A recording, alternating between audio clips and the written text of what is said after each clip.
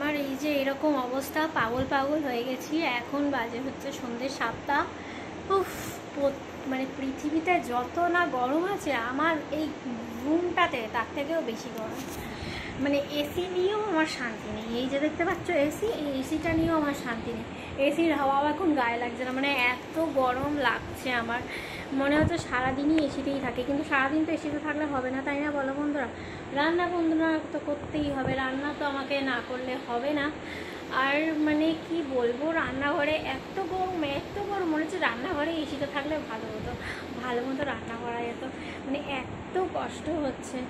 তো বন্ধুরা, কারা কারা এত কষ্ট করে গরমে ঘেমে পুড়ে তেতে রান্নাবান্না করো একটু জানিও, ভালো লাগবে। আর আমি এরকম শর্টই ব্লগ দিতে থাকবো, কারণ বড় ব্লগ আমার আর ভালো লাগছে না এখন দিতে, কারণ শরীরটা ভীষণই খারাপ।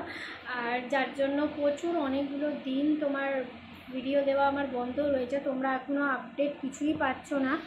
ওই আর তাছাড়াও এর মধ্যে আমার মানে মনও খুব একটা ভালো ছিল না, কেন কি ওই ঘটনাটা ঘটার পর থেকে আমারও মনটা মানে খারাপ হয়ে গেছিলাম।